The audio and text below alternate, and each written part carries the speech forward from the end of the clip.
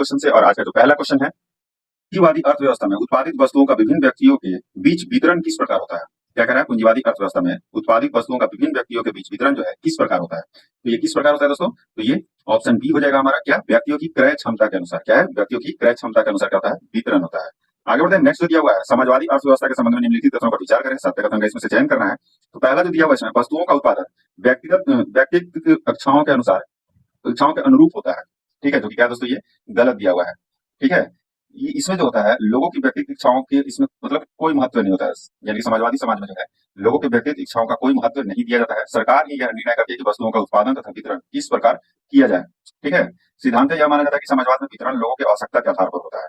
ठीक है, उनकी क्रय क्षमता के अनुसार आधार पर जो है ये नहीं होता है। यानी कि हमारा इसमें से आंसर क्या जाएगा दोस्तों, केवल दूसरा जो है ये सत्य है, बाकी ये भी जो है ये गलत दिया हुआ है। मैंने बताया भी, सरकार द्वारा वस्तुओं के उत्पादन में व्यक्ति की क्रय क्षमता का ध्यान रखा जाता है, जो कि गलत दिया हुआ है। ठीक है, इसका ध्यान नहीं रखा जाता है। हमारा आंसर क्या है, आंसर हो जाएगा ऑप्शन ए, केवल दूसरा जो है ये सही दिया हुआ है। नेक्स्ट है क्या है, परिप्रेक्षात्मक योजना के संदर्भ में। क्या है, परिप्रेक्षात्मक योजना के संदर्भ में सत्य है। इसमें से जो है कौन सा सत्य है ये बताना है दोस्तों। ठीक है, तो इसमें कौन सा सत्य है, तो यह है दीर्घकालिक योजना। क्या है, दीर्घकालिक योजना को क्या कहते हैं, परिप्रेक्षात्मक योजना भी कहते हैं। ठीक है, ऑप्शन बी हो जाएगा हमारा राइट आंसर हो जाएगा। पंचवर्षीय योजना शब्द किस देश से लिया गया है? तो पंचवर्षीय योजना शब्द जो है ये सोवियत संघ रूस से लिया गया है। यानी कि कहां से दोस्तों, यूएसएसआर से, जो कि अभी क्या है, ये पूर्व सोवियत संघ मतलब जो था उसी से ये लिया गया है। ऑप्शन डी हो जाएगा हमारा राइट आंसर हो जाएगा। योजना आयोग के जो है स्थापना कब हुई थी? तो योजना आयोग का स्थापना जो है ये 1950 में हुई थी। कब? 1950 में। पंचवर्षीय योजना का जो है लक्ष्य क्या है? ठीक है, तो पंचवर्षीय योजना का लक्ष्य क्या था दोस्तों? तो ये था आपका समृद्धि, और दूसरा क्या है, विकास, जो कि ये नहीं था। तीसरा है आधुनिकीकरण, चौथा है आत्मनिर्भरता, और पांचवा है समानता। ठीक है, ये इनके लक्ष्य थे, सभी जो है ये इनके लक्ष्य थे पंचवर्षीय योजना के। ठीक है, हमारा आंसर क्या जाएगा, ऑप्शन डी। आगे बढ़ते हैं, नेक्स्ट जो दिया हुआ है निम्नलिखित कथनों पर विचार करें। इकोनॉमिक्स का सेट है दोस्तों, एक ही सेट है और इसमें लगभग सारा दिया हुआ है, तो आप लोग इसको 1 से 2 बार बना लीजिएगा, बहुत है। ठीक है, दूसरा वीडियो देखने का जरूरत भी नहीं पड़ेगा। आगे बढ़ते हैं, नेक्स्ट दिया हुआ है निम्नलिखित कथनों पर विचार करें। असत्य कथन का इसमें से क्या करना है, चयन करना है। पहला दिया है, समृद्धि का अर्थ है देश में वस्तुओं और सेवाओं की उत्पादन क्षमता में वृद्धि, जो कि बिल्कुल सही दिया हुआ है। नेक्स्ट है, आर्थिक समृद्धि का प्रमाणिक सूचक सकल घरेलू उत्पादन यानी कि जीडीपी में निरंतर वृद्धि है, ये भी सही दिया हुआ है। यानी कि इसमें से क्या हो जाएगा आंसर दोस्तों, असत्य नहीं है, ऑप्शन डी हो जाएगा, ना तो पहला ना ही दूसरा। ठीक है दोस्तों, आगे बढ़ते हैं, नेक्स्ट दिया हुआ है, स्वतंत्रता के समय क्या कह रहा है, स्वतंत्रता के समय देश की लगभग कितनी प्रतिशत जनसंख्या कृषि पर निर्भर थी? तो कितनी प्रतिशत जो है जनता निर्भर थी दोस्तों? तो ये 75% जनता जो है कृषि पर निर्भर थी स्वतंत्रता के समय। आगे बढ़ते हैं, कथन दिया हुआ है, कथन ए और कारण आर पर विचार कीजिए तथा नीचे दिए विकल्प के आधार पर सही उत्तर का चयन कीजिए। पहला है, 1950 से 1990 की अवधि में जीडीपी में कृषि के अंशदान तथा कृषि पर निर्भर जनसंख्या दोनों में बहुत कमी आई। ठीक है, जो कि क्या है दोस्तों, ये गलत दिया हुआ है। ठीक है, भारत में जो है 1950 से 90 की अवधि में जीडीपी में कृषि के अंशदान में तो भारी कमी आई थी, पर कृषि पर क्या था, कृषि पर निर्भर जनसंख्या के अनुपात में कमी नहीं आई थी। ठीक है, दूसरा यानी कि कारण इसमें दिया हुआ है, उद्योग क्षेत्र तथा सेवा क्षेत्र कृषि क्षेत्र में काम करने वाले लोगों को खपा नहीं पाए, जो कि क्या दिया हुआ है दोस्तों, सही दिया हुआ है। हमारा आंसर क्या हो जाएगा, ऑप्शन डी। ऑप्शन डी जो हो जाएगा हमारा राइट आंसर हो जाएगा। आगे बढ़ते हैं, किस पंचवर्षीय योजना में यह निर्णय लिया गया कि सरकार अर्थव्यवस्था में बड़े तथा भारी उद्योगों का नियंत्रण करेगी? तो ये किस पंचवर्षीय योजना में लिया गया था दोस्तों? तो ये द्वितीय पंचवर्षीय योजना में ये निर्णय लिया गया था। आगे बढ़ते हैं, उद्योगों में लाइसेंस पद्धति द्वारा राज्य के नियंत्रण का मुख्य उद्देश्य था। तो क्या उद्देश्य था? तो ये था पिछड़े क्षेत्रों में उद्योगों को प्रोत्साहित करना। ऑप्शन सी जो हो जाएगा हमारा राइट आंसर हो जाएगा। आगे बढ़ते हैं, 1955 के करवे समिति का संबंध किससे है? ठीक है, 1955 का जो करवे समिति था उसका संबंध जो है ये लघु उद्योग से था। किससे था? लघु उद्योग से था। आगे बढ़ते हैं, आयात प्रतिस्थापन का अर्थ है, तो आयात प्रतिस्थापन का अर्थ क्या है दोस्तों? तो ये अंतर्मुखी व्यापार नीति से है। किससे? अंतर्मुखी व्यापार नीति से आयात प्रतिस्थापन का जो है ये अर्थ है। प्रथम 7 पंचवर्षीय योजनाओं में व्यापार की विशेषता अंतर्मुखी व्यापार नीति थी। ठीक है, ये भी याद रखिएगा। आगे बढ़ते हैं, नेक्स्ट दिया हुआ है, सरकार द्वारा बड़े तथा भारी उद्योगों पर नियंत्रण रखने के कारणों में शामिल था। तो इनमें से कौन सा कारण जो था दोस्तों शामिल था? तो पहला था भारतीय उद्योगपतियों के पास निवेश के लिए अपेक्षित पूंजी की कमी, दूसरा था बड़े बाजार की कमी, तीसरा था समाजवाद। ठीक है, चौथा कौशल की कमी। कौशल की कोई कमी नहीं थी दोस्तों। हमारा आंसर क्या हो जाएगा, ऑप्शन ए। आगे बढ़ते हैं, नेक्स्ट दिया हुआ है, प्रथम क्या है, प्रथम 7 पंचवर्षीय योजना के दौरान भारतीय अर्थव्यवस्था में औद्योगिक क्षेत्र के संबंध में निम्नलिखित कथनों पर विचार करें। ठीक है, इसमें से सत्य कथन क्या करना है दोस्तों, चयन करना है। तो पहला जो दिया हुआ है, औद्योगिक क्षेत्र द्वारा प्रदत्त जीडीपी अनुपात में वृद्धि हुई, जो कि बिल्कुल सही है। भारतीय औद्योगिक क्षेत्र में विविधता आई, ये भी सही है। लघु उद्योगों का संवर्धन हुआ, ये भी सही हुआ। आगे बढ़ते हैं, नेक्स्ट है, विदेशी प्रतिस्पर्धा के संरक्षण के कारण इलेक्ट्रॉनिक तथा ऑटोमोबाइल क्षेत्र में देशी उद्योगों का विकास हुआ, ये भी क्या दोस्तों सही दिया हुआ है। हमारे आंसर क्या हो जाएगा, 1, 2, 3 और 4 जो है ये सत्य है। आगे बढ़ते राष्ट्रीय कृषि तथा ग्रामीण विकास बैंक नाबार्ड के संबंध में निम्नलिखित कथनों पर विचार करें। इसमें से सत्य कथन बताना है दोस्तों कि इसमें से सत्य कौन है। तो इसकी स्थापना जो है वर्ष 1982 में हुई थी, जो कि बिल्कुल सही है। यह बैंक पूर्णतः ग्रामीण वित्त व्यवस्था के लिए एक शीर्ष संस्थान है, जो कि सही दिया गया। सत्य कथन कौन सा हो गया, दोनों हो गया। आगे बढ़ते हैं, भारत में सामाजिक बैंकिंग कब प्रारंभ की गई थी। तो भारत में जो सामाजिक बैंकिंग जो था ये ऑप्शन सी 1969 में प्रारंभ की गई थी। आगे बढ़ते जन धन योजना के संबंध में निम्नलिखित कथनों पर विचार करें। असत्य कथन का इसमें से चयन करना है। ठीक है, पहला जो इसमें दिया हुआ है, इसमें इससे वित्तीय समावेशन को बढ़ावा मिला है, जो कि सही है। इससे ग्रामीण क्षेत्रों में बचत की आदत को बढ़ावा दिया, ये भी सही है। बैंकों के पास तरलता में वृद्धि हुई, ये भी सही है दोस्तों। नेक्स्ट है, सरकारी सुविधाओं की पहुंच आसान हुई, बिल्कुल सही है। यानी कि असत्य कथन इसमें से कोई नहीं, यानी कि ऑप्शन डी जो हो जाएगा हमारा राइट आंसर हो जाएगा। गैर कृषि कार्यों के संबंध में निम्नलिखित कथनों पर विचार करें। सत्य कथन का इसमें से क्या करना है, चयन करना है। तो पहला जो दिया हुआ है, जिन क्षेत्रों के स्वस्थ समृद्धि की संभावना होती है उसे गतिशील उप घटक कहते हैं, जो कि बिल्कुल सही दिया हुआ है। गतिशील उप घटक में कृषि प्रसंस्करण उद्योग, खाद्य प्रसंस्करण उद्योग, चर्म उद्योग और पर्यटन उद्योग सम्मिलित है, जो कि बिल्कुल सही दिया हुआ है। हमारा आंसर क्या है दोस्तों, एक और दो दोनों क्या है, सत्य है। भारत में पशुधन से क्या है, भारत में पशुधन में सबसे अधिक भाग किसका है। तो भारत में पशुधन में जो है ये मुर्गी पालन का सबसे अधिक भाग है। ठीक है, जो भारत में जो पशुधन में सबसे बड़ा अंश होता है वो मुर्गी पालन का होता है। ठीक है, आगे बढ़ते दोस्तों, नेक्स्ट दिया हुआ है, पर्यावरण के कार्यों में क्या सम्मिलित है। पूछ रहा है दोस्तों, पर्यावरण के कार्य में क्या सम्मिलित है ये बताना है। तो पहला जो है इसमें दिया हुआ है, नवीकरणीय संसाधनों की पूर्ति करना, जो कि ये शामिल होता है दोस्तों। दूसरा है अनवीकरणीय संसाधनों की पूर्ति करना, ये भी सही है। अवशेषों को समाहित करना, ये भी सही दिया हुआ है। जीवन का पोषण करना, ये भी सही है। और सौंदर्य विषयक सेवाएं प्रदान करना, बिल्कुल सही है दोस्तों। हमारा आंसर हो जाएगा ऑप्शन डी।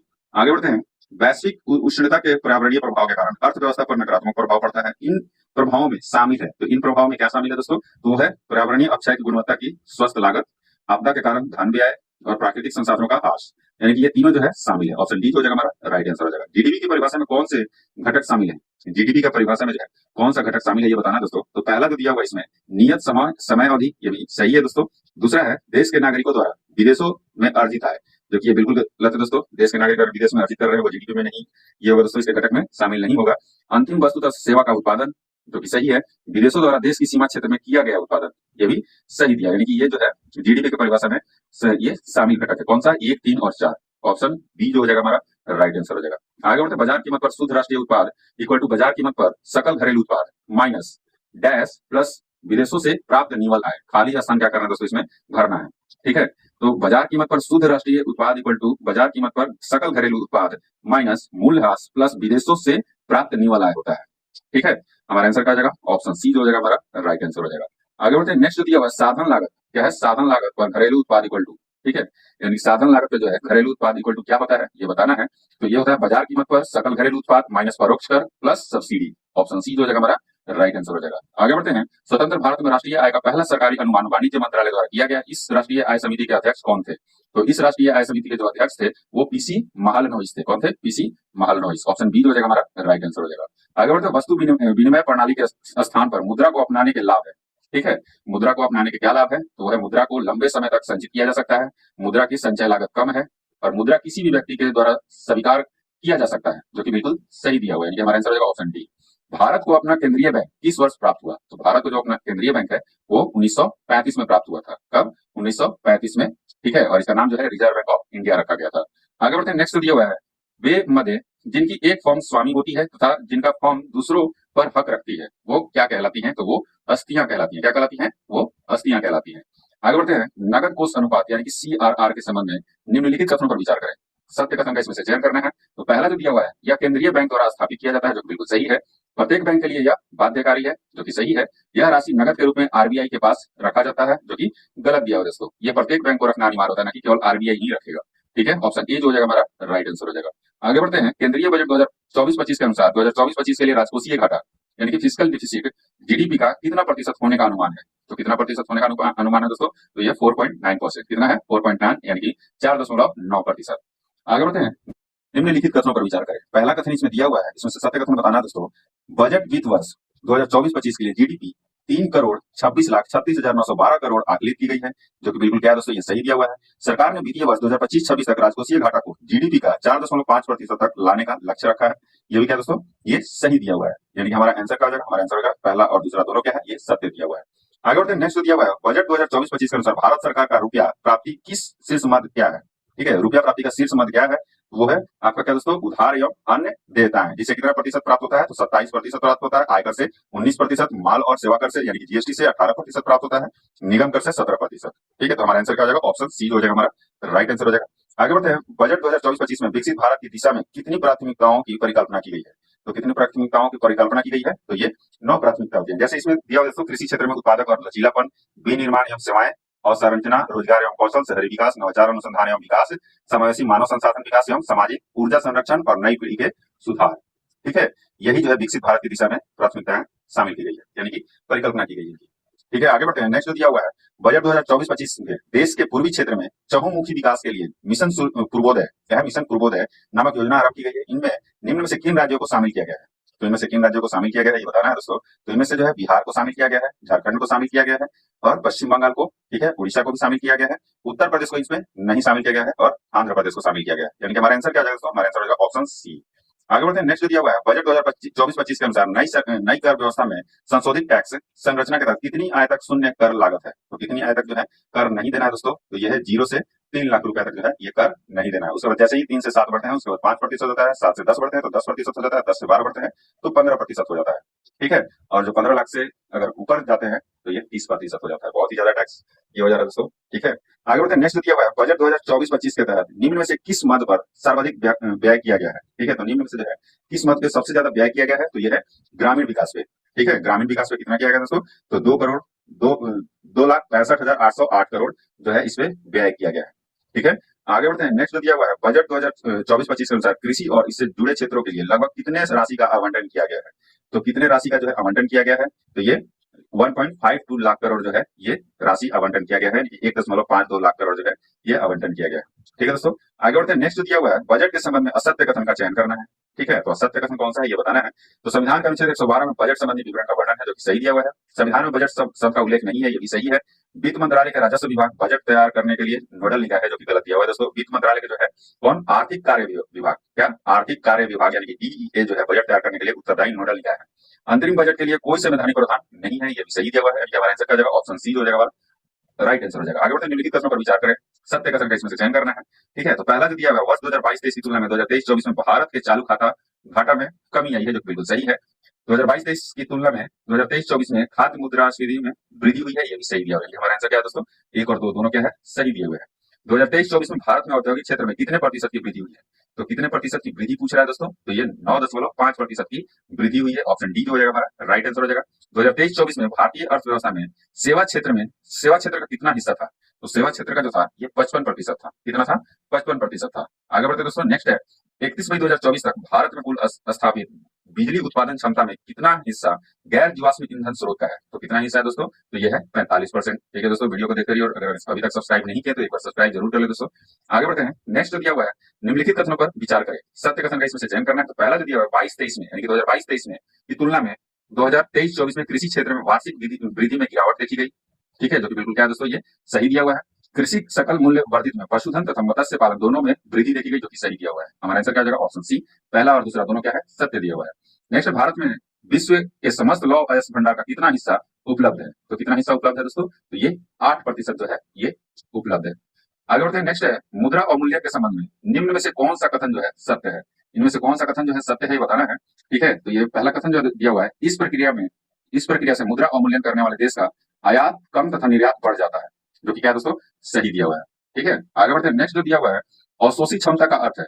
तो अवशोषित क्षमता का क्या अर्थ है ये बताना है। तो वो क्या है दोस्तों, तो वो है ऑप्शन ए, पर्यावरण की अपक्षय को सोखने की योग्यता से। किससे, पर्यावरण के अपक्षय को सोखने की योग्यता से इसका संबंध है, मतलब सॉरी इसका अर्थ क्या है अवशोषित क्षमता का, तो पर्यावरण की अपक्षय को सोखने की योग्यता से। ऑप्शन ए जो हो जाएगा हमारा राइट आंसर हो जाएगा। आगे वैश्विक उष्णता के संबंध में क्या करा, वैश्विक उष्णता के संबंध में निम्न कथनों पर विचार करें। पहला इसमें दिया हुआ है 1750 के पूर्व, क्या करा, 1750 के पूर्व औद्योगिक स्तरों में अब तक CO2 और CH4 के वायुमंडलीय संकेंद्रण में क्रमशः 31% और 149% की वृद्धि हुई है, जो कि बिल्कुल सही दिया हुआ दोस्तों। नेक्स्ट है 1997 में क्योटो प्रोटोकॉल ग्रीन हाउस गैसों के उत्सर्जन में कमी करने से संबंधित है, जो कि सही दिया हुआ है। हमारा आंसर क्या जाएगा, पहला और दूसरा दोनों क्या है, सत्य दिया हुआ है, सत्य पूछ रहा है दोस्तों। नेक्स्ट दिया हुआ है, कृषि विपणन प्रक्रिया में निम्न में क्या सम्मिलित है? इनमें से क्या सम्मिलित है पूछ रहा है दोस्तों। इनमें क्या सम्मिलित है, तो वो है भंडारण है, ठीक है, प्रसंस्करण है, परिवहन है, पैकिंग है, ठीक है, क्या है, पैकिंग है और वितरण है। यानी कि पांचों जो है ये शामिल है। हमारा आंसर क्या जाएगा, ऑप्शन डी। आगे बढ़ते हैं। नेक्स्ट जो दिया हुआ है, ग्रामीण बैंक की संस्थागत संरचना में निम्न में से कौन सम्मिलित है?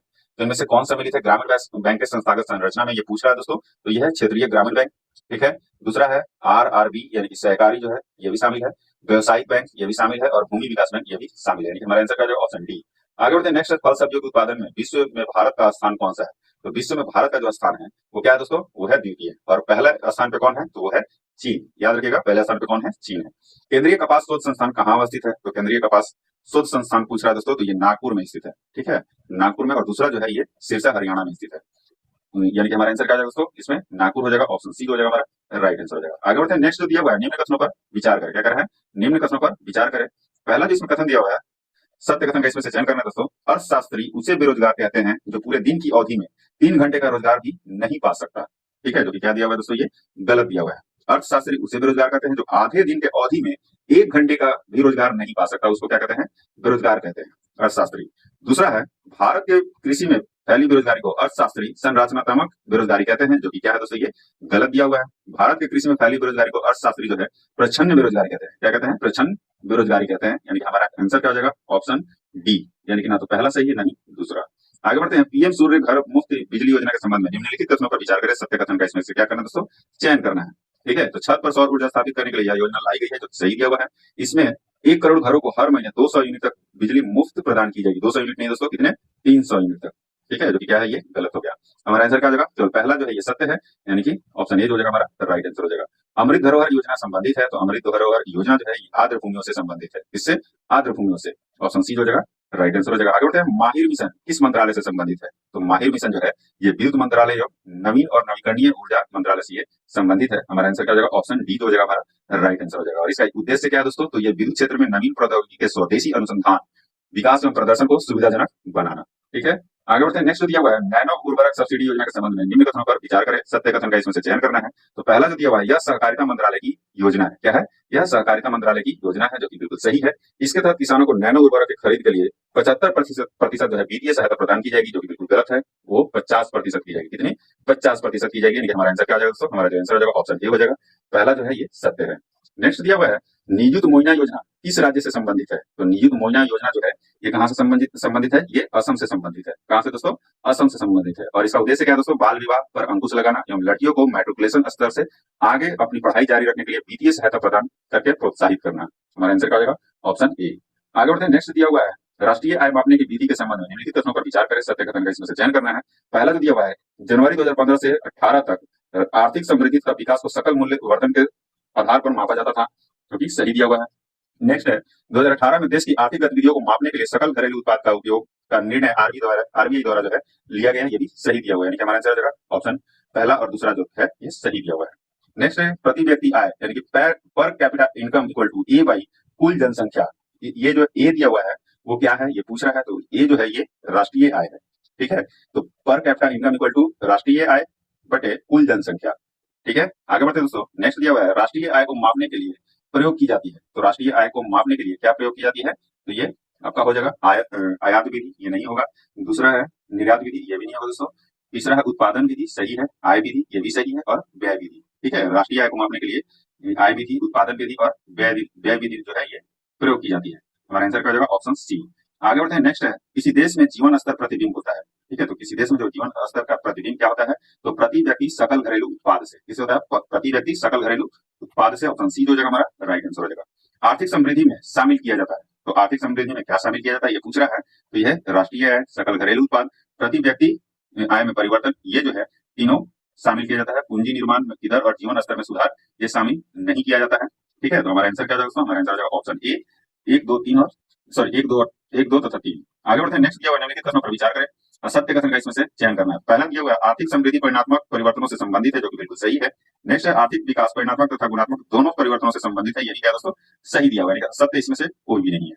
आगे बढ़ते हैं। नेक्स्ट है, जब मंदी के पश्चात अर्थव्यवस्था के विभिन्न हिस्सों में अलग अलग समय पर परिणाम में रिकवरी होती है, तो उसे डैश इकोनॉमिक रिकवरी कहते हैं। तो उसे के शेप्ड इकोनॉमिक रिकवरी कहते हैं। क्या कहते हैं? के शेप्ड इकोनॉमिक रिकवरी कहते हैं। आगे बढ़ते हैं। मुद्रा संकुचन, ठीक है, बताना दोस्तों। मुद्रा संकुचन जो है, जब अर्थव्यवस्था में वस्तु तथा सेवाओं की आपूर्ति की अपेक्षा उनकी मांग कम हो जाती है, तो क्या कहलाती है? वो मुद्रा संकुचन कहलाती है। ऑप्शन ए जो है हमारा राइट आंसर हो जाएगा। नेक्स्ट दिया हुआ है मुद्रास्फीति यानी कि इन्फ्लेशन की अवस्था में निम्न में किन्हें लाभ होगा। तो किन्हें लाभ होता है, तो ये लेनदार को जो है ये लाभ होता है। ऑप्शन ए जो हो जाएगा हमारा राइट आंसर हो जाएगा। आगे बढ़ते हैं, औद्योगिक नीति संकल्प किस वर्ष अपनाया गया। तो औद्योगिक नीति संकल्प जो है ये 1956 में अपनाया गया था। कब? 1956 में। आगे बढ़ते हैं, नेक्स्ट, केंद्र सरकार के गैर योजना व्यय के बारे में निम्नलिखित में से कौन सा कथन जो है वो सही है। ठीक है, तो कौन सा जो है सही है दोस्तों, तो वो है ऑप्शन सी, व्यय ब्याज भुगतान पर होता है। क्या होता है? व्यय जो है ब्याज भुगतान पर होता है। आगे बढ़ते हैं, नेक्स्ट है वैश्वीकरण और भारत पर इसके प्रभाव के बारे में निम्नलिखित में से कौन सा सत्य नहीं है। तो इनमें से कौन सा सत्य नहीं है दोस्तों, तो ये है ऑप्शन ए। क्या है? ऑप्शन ए जो है ये सत्य नहीं है। निर्यात में वृद्धि आयात में वृद्धि से अधिक है। ठीक है, वैश्वीकरण द्वारा भारत में जो है निर्यात में वृद्धि आयात में वृद्धि से अधिक नहीं है। ठीक है, ये याद रखिएगा। आगे बढ़ते हैं, नेक्स्ट है आरबीआई के विदेशी मुद्रा भंडार ए एफ ई आर। क्या है? एफ ई आर में निम्नलिखित में से कौन से शामिल है। तो इनमें से कौन सा शामिल है दोस्तों, ये बताना है। तो यह विदेशी मुद्रा परिसंपत्ति जो कि शामिल है, सोना ये भी शामिल है, विशेष आहरण अधिकार एसडीआर भी शामिल है, और आरक्षित किस्त स्थिति ये भी शामिल है। हमारा आंसर क्या होगा? उपयुक्त सभी जो है ये शामिल है। किस समिति ने प्रतिस्पर्धा अधिनियम 2002 को अधिनियमित करने का सुझाव दिया था। तो किसने दिया था दोस्तों, तो ये एबीएस राघवन समिति ने दिया था। किसने? एबीएस राघवन समिति ने। ठीक है, एबीएस राघवन समिति के अनुशंसा पर जो है एक अधिकार तथा अवरोधक व्यापार व्यवहार अधिनियम 1969 को जो है निरस्त कर इसके स्थान पर प्रतिस्पर्धा अधिनियम 2002 लाया गया। ठीक है, हमारा आंसर का जगह ऑप्शन सी जो जगह हमारा राइट आंसर हो जाएगा। निम्नलिखित में से कौन से पंचवर्षीय योजना मानव संसाधन विकास पर केंद्रित थी। तो कौन सा पंचवर्षीय योजना था दोस्तों, तो ये था 8वीं पंचवर्षीय योजना। इसका कार्यकाल कब से कब तक था, तो 1992 से 97 के बीच में। ठीक है, तो हमारा आंसर का जाएगा ऑप्शन डी। आगे बढ़ते हैं, नेक्स्ट दिया हुआ है, इस बजट में वित्त मंत्री ने उदारीकृत विनिमय दर प्रबंधन प्रणाली की घोषणा की। ठीक है, तो किस बजट में किया था दोस्तों, तो ये यूनिट इंडियन बजट 1992 से 93 में। भारत सरकार द्वारा मार्च 1992 में जो है सी रंगराजन समिति की सिफारिशों के आधार पर उदारीकृत विनिमय दर प्रबंधन प्रणाली जो है यानी कि LERMS को लागू किया गया था। डॉक्टर मनमोहन सिंह ने वित्त मंत्री के रूप में 1992-93 के बजट में इसकी घोषणा की थी। ठीक है, याद रखिएगा। हमारा आंसर का जगह ऑप्शन सी। आगे बढ़ते हैं, नेक्स्ट है, गरीबी रेखा को निर्धारित करने के लिए कौन सा संगठन सर्वेक्षण करता है। तो कौन सा संगठन जो है ये सर्वेक्षण करता है दोस्तों, तो ये है NSSO। कौन करता है? NSSO। ठीक है, इसका पूर्ण रूप क्या होता है? राष्ट्रीय नमूना सर्वेक्षण कार्यालय। ठीक है, क्या होता है? राष्ट्रीय नमूना सर्वेक्षण कार्यालय, NSSO करता है। ठीक है दोस्तों, आगे बढ़ते हैं, नेक्स्ट दिया हुआ है, मिलान करना है। ठीक है, पहला जो इसमें एक तरफ समिति दिया हुआ है, दूसरी तरफ क्या दिया हुआ है? विषय दिया हुआ है। तो भंडारी समिति जो है, ठीक है, भंडारी समिति का गठन किस लिए हुआ था दोस्तों, ये क्षेत्रीय ग्रामीण बैंकों की पुनः संरचना के लिए। ठीक है, क्षेत्रीय ग्रामीण बैंकों की पुनः संरचना के लिए हुई थी। ठीक है, दूसरा है स्वामीनाथन समिति। तो स्वामीनाथन ये जनसंख्या नीति, ठीक है, से संबंधित है, और रंगनाथन समिति जो था ये भुगतान संतुलन से संबंधित है, और राजा चिलैया समिति, ठीक है, कर सुधार से था। यानी कि ऑप्शन डी हो जाएगा हमारा राइट आंसर हो जाएगा। क्या हो जाएगा? ऑप्शन डी हो जाएगा हमारा राइट आंसर हो जाएगा। आगे बढ़ते हैं, भारत जेंडर बजटिंग कब शुरू किया गया था, ये पूछ रहे हैं दोस्तों। तो भारत जेंडर बजटिंग जो था ये 2005 से 6 में किया गया था। कब? केंद्रीय बजट 2005-6 में किया गया था। हमारा आंसर क्या हो जाएगा? Option A. ऑप्शन ए जो हो जाएगा हमारा राइट आंसर हो जाएगा। और ये जेंडर बजटिंग से क्या तात्पर्य है ये भी जान लीजिए। लैंगिक समानता के लिए कानूनी प्रावधानों को के अलावा जो है किसी देश के बजट में महिला सशक्तिकरण के साथ साथ शिशु कल्याण के लिए धन का आवंटन करना। आगे बढ़ते हैं, नेक्स्ट जो दिया हुआ है, छठी पंचवर्षीय योजना के दौरान निम्नलिखित में से कौन सा कार्यक्रम शुरू किया गया था। तो छठी पंचवर्षीय योजना के दौरान जो है एकीकृत ग्रामीण विकास योजना शुरू किया गया था। क्या? एकीकृत ग्रामीण विकास योजना। ठीक है, जो कि छठी पंचवर्षीय योजना का जो कालखंड है 1980 से 85 में था। और छठी पंचवर्षीय योजना के तहत जो है 2 अक्टूबर 1980 को एकीकृत ग्रामीण विकास योजना की शुरुआत हुई थी। और इस योजना का जो मुख्य उद्देश्य था वो था गरीबी उन्मूलन एवं रोजगार में वृद्धि करना। ठीक है दोस्तों, आगे बढ़ते हैं, नेक्स्ट जो दिया हुआ है 2011 की जनगणना के अनुसार भारत की कुल जनसंख्या में नगरीय जनसंख्या का प्रतिशत था लगभग कितना था, तो ये 31% था। ठीक है, आगे बढ़ते हैं, पूरा ग्रामीण क्षेत्रों के नगरीय क्या है? पूरा PURA को कहते हैं दोस्तों। पूरा प्रारूप किसके द्वारा प्रस्तावित किया गया था पूछ रहा है। तो पूरा प्रारूप जो है ये APJ अब्दुल कलाम के द्वारा, किसके द्वारा? APJ अब्दुल कलाम के द्वारा ये प्रारूप जो है प्रस्तावित किया गया था। ठीक है, और पूरा का जो पूर्ण रूप होता है providing urban amenities in rural areas. ठीक है, क्या होता है? Providing urban amenities in rural areas. ठीक है दोस्तों, आगे बढ़ते हैं, नेक्स्ट जो दिया हुआ है, भारत में राष्ट्रीय आय की गणना में एक समस्या है। तो भारत में राष्ट्रीय आय की गणना में समस्या क्या है दोस्तों, तो वो है असंगठित क्षेत्र। और ये क्यों है दोस्तों? भारत में राष्ट्रीय आय की गणना में असंगठित क्षेत्र के योगदान का आकलन करना बहुत मुश्किल है, क्योंकि असंगठित क्षेत्र द्वारा उत्पन्न उत्पादन एवं आय के आंकड़े किसी भी संस्थान को प्रस्तुत नहीं किया जाता, जिससे कई बार उसके मौद्रिक मूल्य का मापन नहीं हो पाता। आगे बढ़ते हैं, भारत में सीमांत कृषि भूमि जोत का आकार है। तो भारत में सीमांत कृषि भूमि जोत का आकार कितना है, तो यह है 1 हेक्टेयर से कम। और बड़ी जोत का आकार कितना है, तो 10 हेक्टेयर से अधिक। हमारा आंसर क्या हो जाएगा? ऑप्शन डी हो जाएगा राइट आंसर हो जाएगा। आगे बढ़ते हैं, निम्नलिखित में से कौन सा उपागम क्या है प्रोफेसर अमर्त्य सेन से संबंधित है। तो प्रोफेसर अमर्त्य सेन से कौन सा उपागम संबंधित है, तो यह है सक्षमता उपागम। ठीक है, सक्षमता उपागम के विकास में अमर्त्य सेन का अमूल्य योगदान है। सक्षमता उपागम का मुख्य उद्देश्य व्यक्ति की स्वतंत्रता, कल्याण की बहुआयामी लक्षणों का विकास एवं व्यक्तिगत विषमता को दूर करना है। ठीक है, किस अर्थशास्त्री ने भारत में सबसे पहले वैज्ञानिक दृष्टि आय की गणना की? तो किस अर्थशास्त्री ने किया था? तो ये बीके आरवी राव यानी कि विजयेंद्र कस्तूरी रंगा वरदराज राव ने किया था। हमारा आंसर क्या हो जाएगा? Option B. आगे बढ़ते हैं, नेक्स्ट है, भारत में पहली पंचवर्षीय योजना का आधार था। तो भारत में पहली पंचवर्षीय योजना का जो आधार था वो हेराल्ड डोमर मॉडल था। क्या था? हेराल्ड डोमर मॉडल 1951 से 56 का जो ये प्रथम पंचवर्षीय योजना था, और द्वितीय पंचवर्षीय योजना जो था वो किस मॉडल पर आधारित था? तो ये पीसी महालनोबिस मॉडल पर आधारित था। ठीक है दोस्तों, निम्न में से क्या कह रहा है? निम्न में से कौन सा कर केंद्र सरकार द्वारा लगाया जाता है पर राज्यों द्वारा एकत्र एवं आवंटित किया जाता है? तो कौन सा कर है? तो वो है स्टाम्प कर। कौन है दोस्तों? स्टाम्प कर है। आगे बढ़ते हैं, नेक्स्ट जो दिया हुआ है बैंक दर का आशय है। तो बैंक दर का आशय क्या है? तो बैंक दर जो है केंद्रीय बैंक द्वारा ली जाने वाली आधिकारिक ब्याज दर को क्या कहते हैं? बैंक दर कहते हैं। Option D is the right answer. निम्न में से कौन से बॉन्ड द्वारा भारतीय संस्थान विदेशी बाजारों से विदेशी के बजाय रुपए में पैसा जुटा सकते हैं? उसको क्या कहते हैं? मसाला बॉन्ड के द्वारा इसको कर सकते हैं दोस्तों। आगे बढ़ते हैं, भारत में बजट घाटे को पूरा करने की तदर्थ ट्रेजरी बिल प्रणाली को समाप्त कर दिया गया। तो ये कब किया गया था? तो ये 31 मार्च 1997 को इसको क्या किया गया था? ये खत्म कर दिया, यानी कि समाप्त कर दिया गया था, और उसके जगह पे जो है अधोपर्याय अग्रिम योजना प्रारंभ की गई थी। ऑप्शन डी हो जाएगा, राइट आंसर हो जाएगा।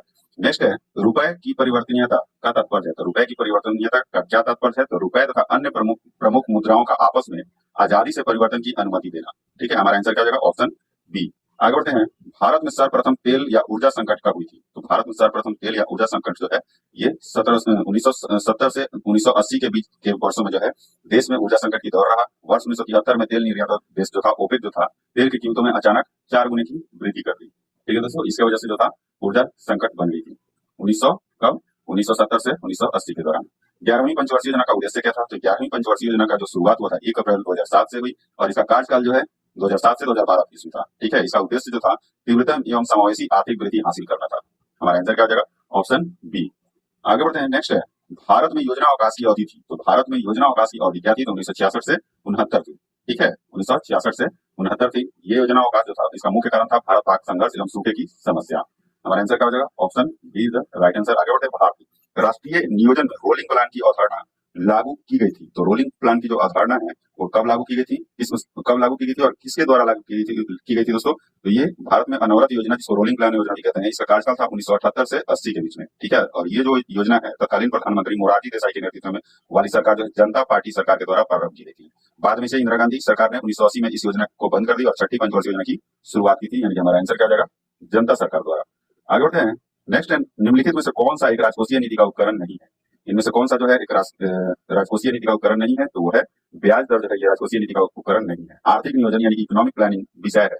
तो आर्थिक नियोजन जो है ये समवर्ती सूची का विषय है।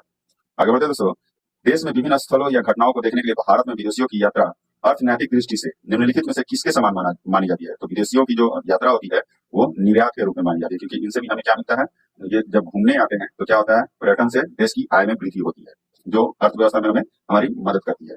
किस इकाई का मूल्य कागजी स्वर्ण यानी पेपर गोल्ड के रूप में जाना जाता है? ठीक है, तो किस इकाई का मूल्य जो है ये कागजी स्वर्ण के रूप में जो है जाना जाता है? तो ये एसडीआर को जो है कागजी स्वर्ण के रूप में जाना जाता है। ऑप्शन सी हो जाएगा हमारा राइट आंसर हो जाएगा। एसडीआर का पूर्ण रूप होता है स्पेशल ड्राइंग राइट्स। ठीक है, क्या होता है? Special drawing rights. आगे बढ़ते हैं, दृष्टि अर्थशास्त्र के संदर्भ में निम्नलिखित कथनों पर विचार कीजिए, उपयुक्त में से कौन सा कथन जो है सही है ये बताना है।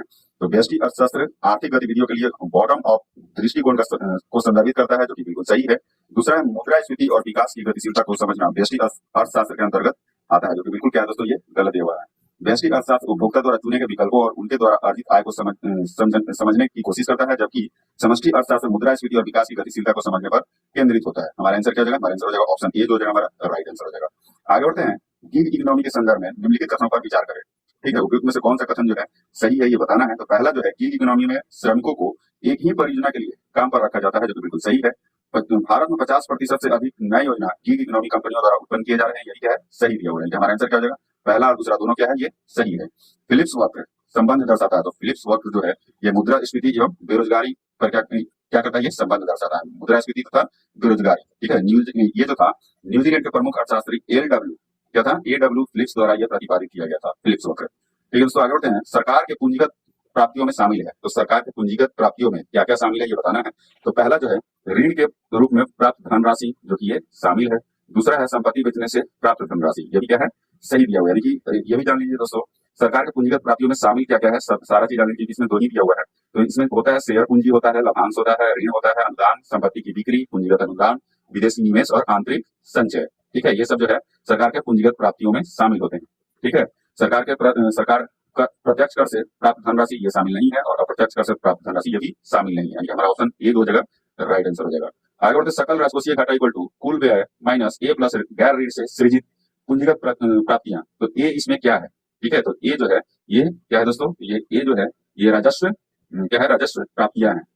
ऑप्शन ए जो हो जाएगा हमारा राइट आंसर हो जाएगा। आगे बढ़ते हैं नेक्स्ट है एडम स्मिथ ने द वेल्थ ऑफ नेशन द्वारा किस प्रकार की आर्थिक सहायता को व्यवस्था को जो है प्रोत्साहित किया था। तो किस प्रकार के आर्थिक व्यवस्था को प्रोत्साहित किया था, तो एडम स्मिथ जो है 1776 में प्रकाशित पुस्तक द वेल्थ ऑफ नेशन की पूंजीवादी अर्थव्यवस्था को जो है उद्गम माना था। ऑप्शन बी जो हो जाएगा हमारा राइट आंसर हो जाएगा। आगे बढ़ते हैं नेक्स्ट, सरकार द्वारा व्यय में वृद्धि या करों में कटौती करती है तो समस्त मांग में डैश होती है, इसमें खाली स्थान को भरना है, ठीक है, तो ये वृद्धि होती है, क्या होती है, वृद्धि होती है। चालू खाता के घटकों में शामिल है, तो चालू खाता के घटकों में कौन कौन शामिल है दोस्तों, तो यह वस्तुओं का आयात, सेवाओं में व्यापार, वस्तुओं का निर्यात, उपहार, ठीक है, उपहार है और प्रेषित धन है, ये सब जो है चालू खाता के घटकों में शामिल है, ऑप्शन डी जो है हमारा राइट आंसर हो जाएगा। आगे बढ़ते हैं पूंजी खाते के घटक में शामिल है, तो पूंजी खाते के जो घटक में कौन कौन शामिल है, तो प्रत्यक्ष निवेश, पोर्टफोलियो निवेश, विदेशी ऋण, विदेशी सहायता, ठीक है, हमारा आंसर क्या हो जाएगा, ऑप्शन ए जो हमारा राइट आंसर हो जाएगा। नेक्स्ट है अदायगी संतुलन बीओपी किसी एक देश के निवासियों तथा से विश्व के बीच किस निश्चित समयावधि के लिए वस्तुओं सेवाओं और परिसंपत्तियों के लेन देन का विवरण है, तो किस समयावधि के लिए है, तो ये 2 वर्ष के लिए है। आगे बढ़ते हैं विदेशी विनिमय की मांग के कारण है, तो विदेशी विनिमय की मांग के क्या कारण है, तो यह है विदेशी वस्तुओं और सेवाओं की मांग, विदेशों में उपहार भेजना, दूसरे देश की वित्तीय परिसंपत्तियां खरीदना, यानी कि हमारा आंसर हो जाएगा ऑप्शन डी। आगे बढ़ते हैं दीर्घ काल में विनिमय दर प्रणाली के अंतर्गत विनिमय दर के संबंध में पूर्वानुमान करने के लिए किस सिद्धांत का उपयोग किया जाता है, तो किस सिद्धांत का उपयोग किया जाता है, तो ये क्रय शक्ति समता सिद्धांत का उपयोग किया जाता है। आगे बढ़ते हैं जुड़वा घाटा किसे कहते हैं, तो जुड़वा घाटा जो है राजकोषीय घाटा एवं राजस्व घाटा को कहते हैं, ठीक है, जिसको क्या कहते हैं, जुड़वा घाटा कहते हैं। इफको क्या है, तो इफको जो है भारतीय कृषक उर्वरक सहकारी लिमिटेड है और इसकी स्थापना कब हुई थी, ये 1967 में हुई थी। कब हुई थी, 1967 में। हमारा आंसर क्या हो जाएगा, हमारा आंसर हो जाएगा ऑप्शन सी हो जाएगा। आगे बढ़ते हैं नेक्स्ट है निम्नलिखित कथनों पर विचार कीजिए, क्या कह रहा है, निम्नलिखित कथनों पर विचार कीजिए, उपयुक्त में से कौन सा कथन जो है ये सही है, ये बताना है। तो बेरोजगारी में वृद्धि किसी भी अर्थव्यवस्था के मंदीग्रस्त होने की सूचक है, जो कि सही है। बेरोजगार लोग अर्थव्यवस्था के लिए देयता होते हैं, ये भी सही दिया हुआ है, यानी कि हमारा आंसर क्या हो जाएगा, ऑप्शन सी पहला और दूसरा दोनों क्या है, ये सत्य है। बैंक दर में वृद्धि सामान्यतः इस बात का संकेत है कि, ठीक है, बैंक दर में वृद्धि जो है सामान्यतः इस बात का संकेत है कि केंद्रीय बैंक महंगी मुद्रा नीति का अनुसरण कर रहा है, ठीक है दोस्तों। आगे बढ़ते हैं भारत में घाटे की वित्त व्यवस्था किसके लिए संशोधन को बढ़ाने हेतु उपयोग की जाती है, तो किसके लिए उपयोग की जाती है दोस्तों, तो ये आर्थिक विकास के लिए, किसके लिए, आर्थिक विकास के लिए। आगे बढ़ते हैं नेक्स्ट जो दिया हुआ है, भारत में बैंकों द्वारा प्रारंभिक क्षेत्र ऋण दान से तात्पर्य किसको ऋण देने से है, तो किसको ऋण देने से है, तो यह है कृषि को ऋण देने से है, लघु एवं छोटे उद्यम, सी है छोटे उद्यम, यानी उपयुक्त में से एक से अधिक, हमारा आंसर हो जाएगा।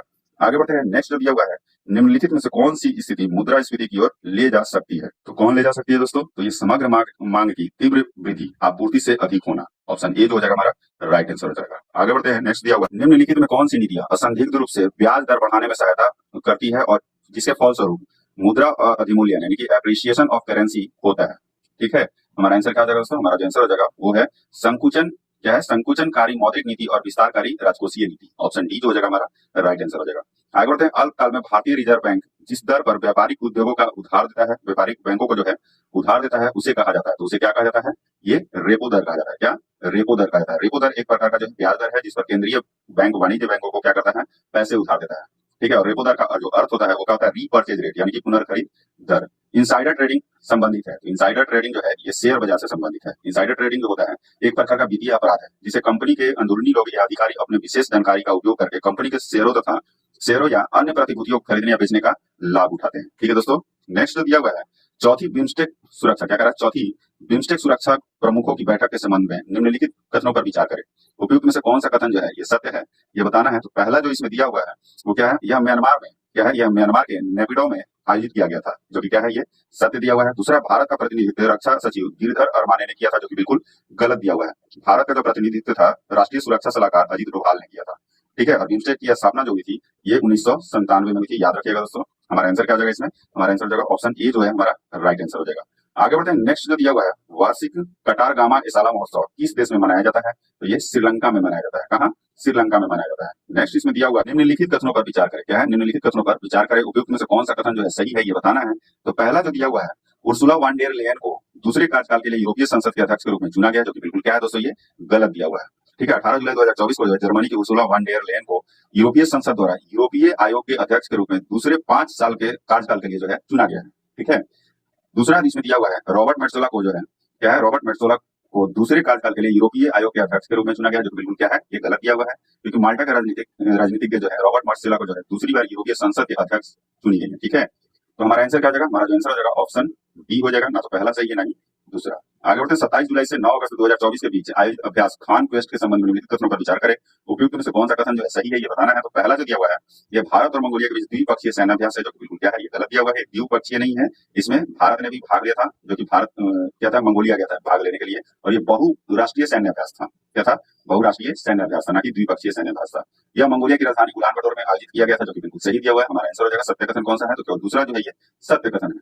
आगे बढ़ते हैं, किस कंपनी ने सर्च जीपीटी लॉन्च करने की घोषणा की। तो सर्च जीपीटी लॉन्च करने की जो है ओपन एआई कंपनी ने जो है ये घोषणा की है। आगे बढ़ते हैं, निम्नलिखित कथनों पर विचार करें। उपयुक्त में से कौन सा कथन जो है गलत है, ये बताना है। तो बिहार हिंदी में क्या है, बिहार हिंदी में मेडिकल की पढ़ाई शुरू करने वाला देश का पहला राज्य बन गया है, जो कि गलत दिया हुआ है दोस्तों। प्रथम राज्य जो है मध्य प्रदेश है, दूसरा राज्य जो है ये बिहार बना है। दूसरा है, वैश्विक आईटी कंपनी एचसीएल ने बिहार के पटना में अपना पहला अंतर्राष्ट्रीय डिलीवरी सेंटर शुरू किया है, जो कि बिल्कुल सही दिया हुआ है। हमारा आंसर क्या हो जाएगा, और इसमें से गलत बताना था दोस्तों, तो गलत जो है ये पहला जो है ये गलत है। आगे बढ़ते हैं, निम्नलिखित कथनों पर विचार करें। उपयुक्त कथनों में से कितने जो है सत्य हैं, ये बताना है। तो पहला जो है, प्रोफेसर राम बच्चन राय बिहार विधान परिषद के सभापति हैं, जो कि बिल्कुल गलत दिया हुआ है, सभापति नहीं है, ये उप सभापति है। कौन है, ये उप सभापति है। आगे बढ़ते हैं, बिहार राज्य के सरकारी स्कूलों में छात्रों की उपस्थिति दर्ज करने के लिए ई शिक्षा उस ऐप को जो है लॉन्च किया गया, जो कि ये गलत दिया हुआ है दोस्तों। ये सरकारी स्कूल के छात्रों के लिए नहीं है, सरकारी स्कूलों के शिक्षकों की उपस्थिति दर्ज करने के लिए किया गया है, ई शिक्षा ऐप को लॉन्च किया गया है। तीसरा है, गांधी मैदान पटना में क्या है, गांधी मैदान पटना में वीर नारी सम्मान समारोह 2024 का आयोजन किया गया, गांधी मैदान पटना में नहीं किया गया है, ये दानापुर पटना में किया गया। ये भी गलत हो गया। हमारा आंसर क्या होगा, सभी तीन जो है ये क्या है, कथन गलत दिए हुए हैं। आगे बढ़ते हैं, मलेशिया की सबसे ऊंची चोटी माउंट कीनाबालू पर विजय पाने वाली पहली भारतीय महिला कौन है। तो ये लक्ष्मी झा है, जो सहरसा की रहने वाली है, बिहार सहरसा की है ये। ठीक है, नेक्स्ट है, निम्नलिखित का मिलान करना है। क्या करना है, मिलान करना है। एक तरफ राज्य दिया है, दूसरी तरफ राज्यपाल दिया हुआ है। ठीक है, तो तेलंगाना के जो राज्यपाल है वो कौन है दोस्तों, तो वो है जिष्णुदेव वर्मा। सिक्किम के राज्यपाल कौन है, तो वो है ओम प्रकाश माथुर। कौन है, ओम प्रकाश माथुर। और झारखंड के कौन है दोस्तों, तो संतोष कुमार गंगवार। और छत्तीसगढ़ के रमन डेका। ठीक है, हमारा आंसर क्या हो जाएगा, हमारा आंसर हो जाएगा ऑप्शन बी। आगे बढ़ते हैं, नेक्स्ट निम्नलिखित कथनों पर विचार करें। भारत के वर्तमान विदेश सचिव विनय मोहन क्वात्रा है, जो कि बिल्कुल गलत दिया है दोस्तों। भारत के जो वर्तमान विदेश सचिव हैं वो विक्रम मिस्त्री। कौन है, विक्रम मिस्त्री है, ना कि विनय क्वात्रा। ये पूर्व हो चुके हैं दोस्तों।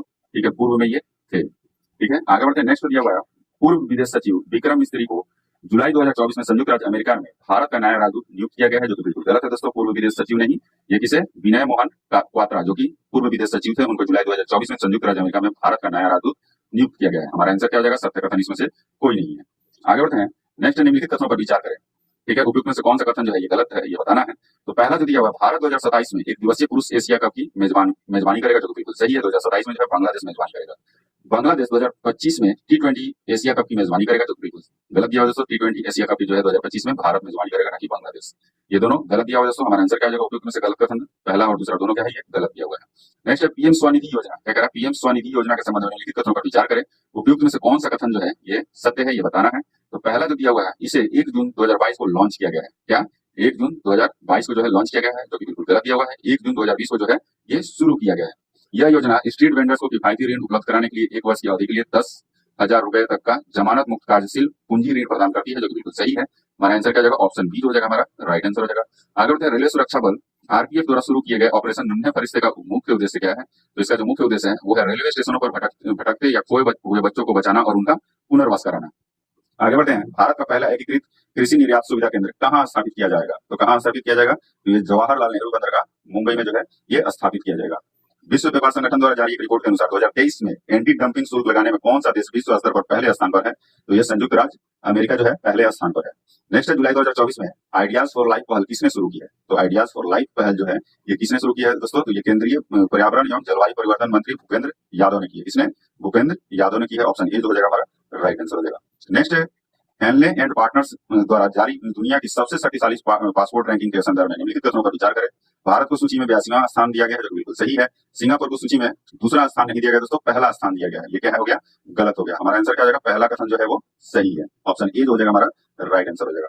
आगे बढ़ते हैं, नेक्स्ट दिया हुआ है 23 जुलाई 2024 को प्रस्तुत केंद्रीय बजट 2024-25 के संदर्भ में निम्नलिखित कथनों पर विचार करें। निम्न से कौन सा जो है ये सही है, ये बताना है। तो पहला, वित्त मंत्री निर्मला सीतारमण ने लगातार 7वीं बार केंद्रीय बजट पेश किया है। ठीक है, तो ये क्या हो जाएगा दोस्तों, ये जो है सही दिया हुआ है। बजट का कुल परिव्यय 48.21 लाख करोड़ रुपए है, ये भी सही दिया हुआ है। नेक्स्ट है भारत नेपाल को अधिकतम विदेशी सहायता प्रदान करेगा, जो बिल्कुल गलत दिया है दोस्तों। भारत जो है भूटान को अधिकतम विदेशी सहायता प्रदान करेगा। निम्नलिखित में से कौन सा सही है बताना था, तो पहला और दूसरा जो है ये सही दिया हुआ है। नेक्स्ट है नेपाल में नई सरकार के गठन के संबंध में निम्नलिखित कथनों पर विचार करें। निम्न में से कौन सा कथन जो है ये सही है, ये बताना है। ठीक है, केपी शर्मा ओली को दूसरी बार नेपाल का प्रधानमंत्री नियुक्त किया गया, जो बिल्कुल गलत है, ये तीसरी बार नियुक्त हुए हैं दोस्तों।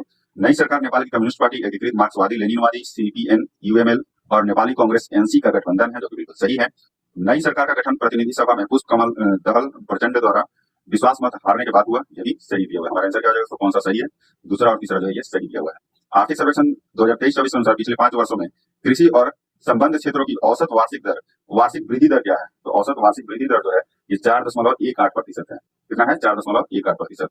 यूनेस्को विश्व धरोहर समिति के 46वें सत्र के संबंध में निम्नलिखित कथनों पर विचार करें। निम्नलिखित में से कौन सा कथन जो है ये सही है बताना है। तो पहला जो दिया हुआ है इसमें, इस सत्र के मेजबानी भारत ने पहली बार 21 से 31 जुलाई 2024 के बीच नई दिल्ली में की, जो कि क्या है दोस्तों, सही दिया हुआ है। सत्र के दौरान दुनिया भर के 24 नए विरासत स्थलों को यूनेस्को की विश्व धरोहर सूची में जोड़ा गया, यह भी सही दिया हुआ है। अहोम राजवंश की टीला दफनाने की प्रणाली मोइदम को भारत के 44वें विश्व धरोहर स्थल के रूप में सूची में जोड़ा गया है, जो बिल्कुल गलत दिया हुआ है दोस्तों। मोइदम के को है जो भारत के 43वें विश्व धरोहर स्थल के रूप में जो है सूची में जोड़ा गया था, ना कि 44वें के रूप में। ठीक है, हमारा आंसर क्या हो जाएगा, पहला और दूसरा क्या है, वो सत्य है। इसमें सत्य बताना था। आगे बढ़ते हैं। भारतीय प्रतिभूति एवं विनिमय बोर्ड यानी सेबी के संबंध में निम्नलिखित कथनों पर विचार करें। निम्न में से कौन सा कथन जो है सही है, ये बताना है। सेबी ने प्रतिभूति बाजार निवेशकों की सहायता के लिए सेवा चैटबॉट नामक एक आभासी सहायक लॉन्च किया है, जो कि बिल्कुल सही है। सेबी की स्थापना 1990 में हुई थी, जो कि गलत दिया हुआ है दोस्तों। सेबी की जो स्थापना है ये 1988 में हुई थी। ठीक है, और सेबी का मुख्यालय नई दिल्ली में स्थित है, ये भी गलत है। तो सेबी का जो मुख्यालय है ये मुंबई में है। ठीक है, हमारा आंसर क्या हो जाएगा, हमारा आंसर जो है पहला जो है ये सत्य दिया हुआ है। आगे बढ़ते हैं। वेदांता समूह की कंपनी हिंदुस्तान जिंक लिमिटेड द्वारा लॉन्च किए गए ग्रीन जिंक ब्रांड का नाम क्या है, तो ये जो है इनका नाम जो है ये है इकोजेन। क्या है, इकोजेन है। खर्ची पूजा किस राज्य में मनाई जाती है, तो खर्ची पूजा जो है ये त्रिपुरा राज्य में मनाई जाती है। नेक्स्ट दिया हुआ है, उत्तराखंड में मनाया जाने वाला पारंपरिक त्योहार हरेला पर्व किस देवता की पूजा से जुड़ा है और हिंदू कैलेंडर के किस महीने में मनाया जाता है, तो किस महीने में मनाया जाता है दोस्तों, तो ये भगवान शिव से ये संबंधित है। भगवान शिव की उस समय पूजा होती है और सावन में मनाई जाती है। ऑप्शन बी हो जाएगा हमारा राइट आंसर हो जाएगा। आगे बढ़ते हैं। नेक्स्ट दिया हुआ है, भारत सरकार ने हाल ही में बांग्लादेश के में किस बंदरगाह का परिचालन अधिकार हासिल किए हैं, तो ये मोंगला बंदरगाह का जो परिचालन है भारत सरकार ने हासिल किया है। कौन सा राज्य अपने प्राकृतिक संसाधनों को मौलिक मूल्य प्रदान करते हुए सकल पर्यावरण उत्पाद सूचकांक जीईपी जारी करने वाला पहला देश का राज्य बन गया है। ठीक है, तो जारी करने वाला देश का पहला राज्य कौन बन गया है, तो ये उत्तराखंड बन गया। कौन, उत्तराखंड। ऑप्शन सी हो जाएगा हमारा राइट आंसर हो जाएगा। किस राज्य सरकार ने शिक्षित बेरोजगारों युवाओं को वित्तीय सहायता प्रदान करने के लिए लाडला भाई योजना शुरू की है, तो लाडला भाई योजना जो है ये महाराष्ट्र सरकार ने शुरू की है। कौन सा सरकार, महाराष्ट्र सरकार ने। आगे बढ़ते हैं। नेक्स्ट दिया हुआ है, शिक्षा मंत्रालय और विश्वविद्यालय अनुदान आयोग यूजीसी द्वारा की गई अस्मिता परियोजना का प्रारंभिक उद्देश्य क्या है, तो ये क्या है दोस्तों, ऑप्शन बी अगले 5 वर्षों के लिए भारतीय भाषाओं में 22,000 पुस्तकें, ठीक है, पुस्तकें जो है ये विकसित करना है, इसका यही प्राथमिक उद्देश्य है। आगे बढ़ते हैं और आज का लास्ट क्वेश्चन है दोस्तों, किस देश ने 2024-25 के लिए एशियाई आपदा तैयारी केंद्र एडीपीसी की अध्यक्षता संभाली है, तो किस देश ने संभाली है दोस्तों, तो ये भारत ने संभाली है। किसने, भारत ने संभाली है। आज का सेशन यही समाप्त होता है दोस्तों। वीडियो अच्छा लगे तो लाइक एंड सब्सक्राइब जरूर कर दीजिएगा। कमेंट बॉक्स में ये भी बता दीजिएगा कि अगला जो सेट होने वाला है वो किस पब्लिकेशन का आप लोग चाहते हैं, और करंट अफेयर्स भी अगर आप लोग को पढ़ना है तो ये भी बता दीजिएगा, कमेंट करके जरूर बताइएगा। जय हिंद दोस्तों।